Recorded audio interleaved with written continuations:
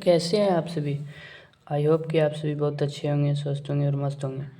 तो फ्रेंड्स, आज हम क्लास 10 का प्रश्नावली 1.2 के सारे प्रश्नों को रापची के स्टाइल में सॉल्व करूँगा। तो फ्रेंड्स, आप सभी को यदि वीडियो अच्छा लगे तो चैनल को सब्सक्राइब भी कीजिएगा, लाइक भी कीजिएगा और बेल आइकन को प्रेस भी कीजिएगा ताकि हमारी नई वीडियो आप तक पहुँचती रहे। तो बढ़ते हैं अपने प्रश्न की ओर। तो हमारा पहला क्वेश्चन है कि नीचे दिए गए कथन सत्य हैं या असत्य हैं, कारण के साथ अपने उत्तर दीजिए। तो हमारा पहला प्रश्न, प्रत्येक अपरिमेय संख्या एक वास्तविक संख्या होती है। मतलब यहाँ पर दिया हुआ है कि क्या सभी परिमेय संख्या एक वास्तविक संख्या होती है। तो हमने पिछले एक्सरसाइज में बताया था कि वास्तविक संख्या दो प्रकार की होती है। वास्तविक संख्या दो प्रकार की होती है।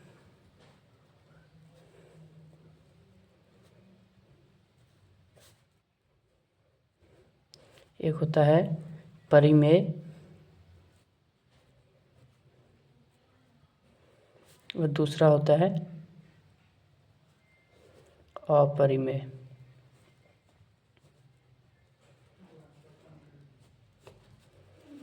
तो ये हमारा वास्तविक संख्या परिमेय में भी आ गया और ये अपरिमेय में भी आ गया।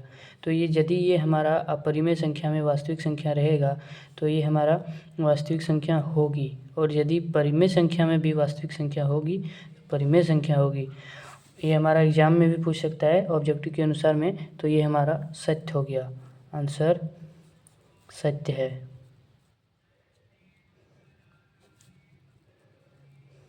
और यहाँ पर हमारा पूछा गया कारण के साथ अपने उत्तर दीजिए। तो कारण ये है कि वास्तविक संख्या के अंदर परिमेय संख्या आती है, तो यही लिख देंगे कि यहाँ पर वास्तविक संख्या के अंदर अपरिमेय संख्या आती है।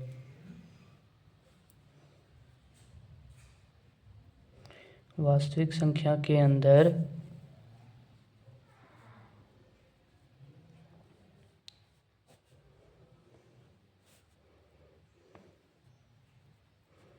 अपरिमेय संख्या आती है। अपरिमेय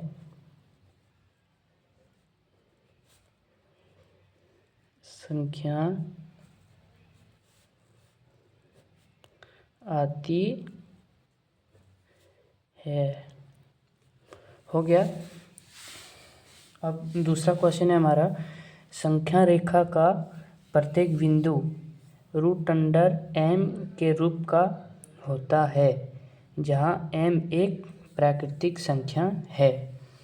तो यहाँ पर सबसे पहले हम एक संख्या रेखा बनाएंगे। संख्या रेखा बना लेते हैं।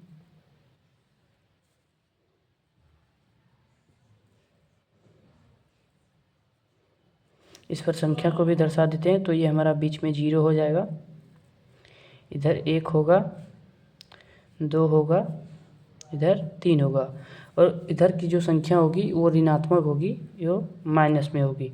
तो इधर माइनस वाली संख्या को लिख लेते हैं, -1, -2, -3।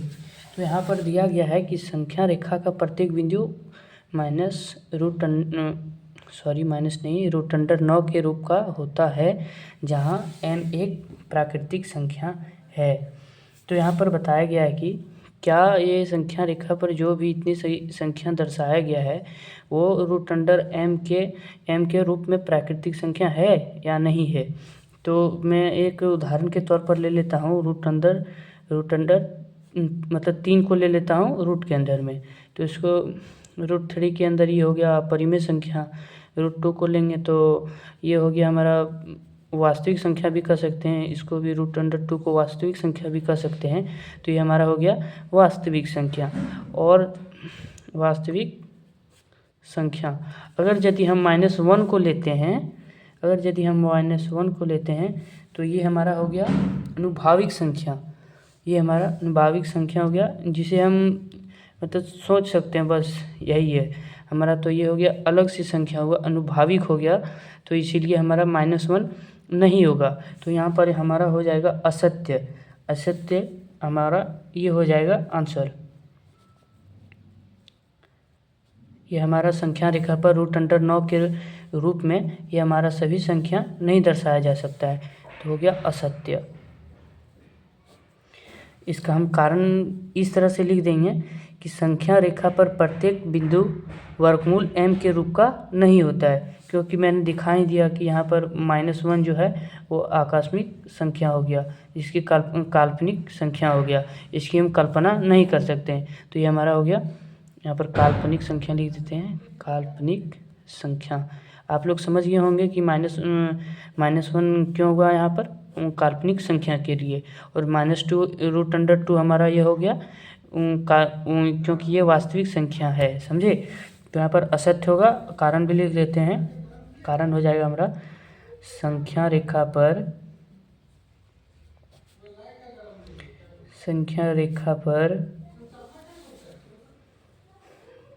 प्रत्येक बिंदु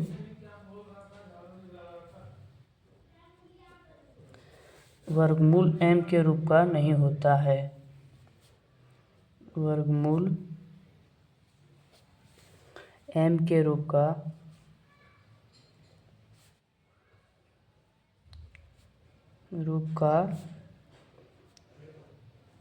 नहीं होता है।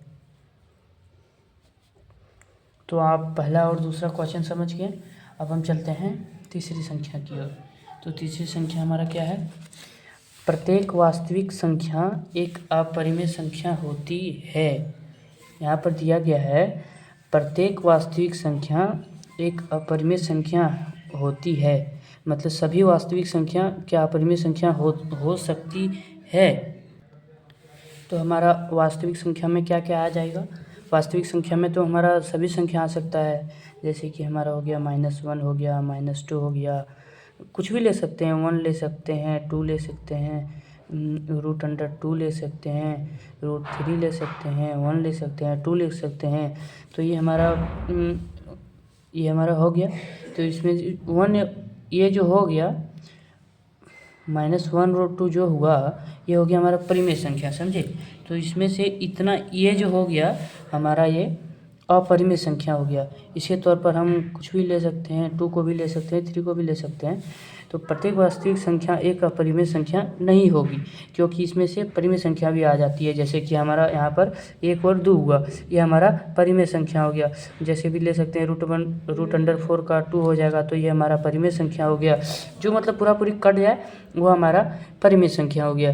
तो ये हमारा यहाँ पर असत्य हो गया, ये हमारा परिमेय संख्या मतलब ये हमारा सत्य नहीं हो सकता, असत्य हो गया। तो इसका आंसर हो जाएगा हमारा असत्य, असत्य हो जाएगा, समझे। उसके बाद मैं इसका कारण भी लिख देता हूँ। कारण तो आप यहाँ से भी पता कर सकते हैं, क्योंकि वास्तविक संख्या 2 प्रकार के होते हैं, एक होता है परिमेय संख्या और दूसरा अपरिमेय संख्या होता है। तो यहाँ पर अपरिमेय संख्या दिया गया है। अपरिमेय संख्या, क्या वास्तविक संख्या परिमेय संख्या होती है? नहीं होती है, क्योंकि उसमें परिमेय संख्या भी आती है। तो लिखते हैं यहाँ पर हमारा असत्य हो गया। तो इसका कारण भी लिख देते हैं, वास्तविक संख्या में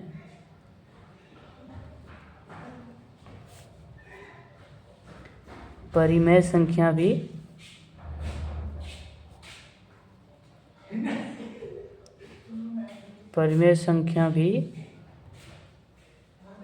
आती है। तीसरा क्वेश्चन हमारा सॉल्व हो गया। उसके बाद हमारा चौथा क्वेश्चन है, नहीं दूसरा क्वेश्चन है, पहला का ये तीसरा हमारा सॉल्व हो गया। उसके बाद हमारा दूसरा क्वेश्चन है, क्या सभी धनात्मक पूर्णांकों के वर्गमूल अपरिमेय होते हैं? यदि नहीं तो एक ऐसी संख्या के वर्गमूल का उदाहरण दीजिए जो एक परिमेय संख्या है। तो सबसे पहले हम यहाँ से यहाँ तक के क्वेश्चन को सॉल्व करूँगा। क्या सभी धनात्मक, मान के चलिए कोई भी धनात्मक हो गया हमारा, -1 ले लीजिए, नहीं सॉरी 2 ले लीजिए, 3 ले लीजिए, 4 ले सकते हैं, क्योंकि हमारा धनात्मक है, समझे। तो इसका वर्गमूल अपरिमेय होते हैं, तो ये हमारा असत्य हो जाएगा। कैसे होगा? क्योंकि हम √4 को ही ले लेते हैं, तो हमारा इसका 2 निकल जाएगा। √3 तो ये अपरिमेय हो जाएगा, सभी तो नहीं न है, तो यहाँ हमारा इसका आंसर हो जाएगा असत्य हो जाएगा, क्योंकि इसका भी √4 का निकल गया, √3 का निकलेगा, बस यही √3 का निकलेगा, √2 का निकल जाएगा, √6 का नहीं, √9 का निकल जाएगा। इसी तरह मतलब कुछ संख्या का निकलता है परिमेय संख्या, और कुछ संख्या अपरिमेय संख्या हो जाती है। तो ये हमारा यहाँ पर असत्य हो जाएगा, तो इसका आंसर होगा असत्य। उसके बाद इसका कारण भी इसे उसके बाद क्या दिया है, कारण इसमें नहीं है ना। यदि नहीं तो एक ऐसी संख्या के वर्गमूल का उदाहरण दीजिए जो एक परिमेय संख्या है। कुछ भी ले सकते हैं, नॉर्मली में धनात्मक संख्या कुछ भी ले सकते हैं आप, जैसे 1 लिख सकते हैं, 4 लिख सकते हैं, कुछ भी लिख सकते हैं, कोई भी संख्या ले लेते हैं। तो उदाहरण के तौर पर हम उदाहरण में यहाँ हम ले लेते हैं √1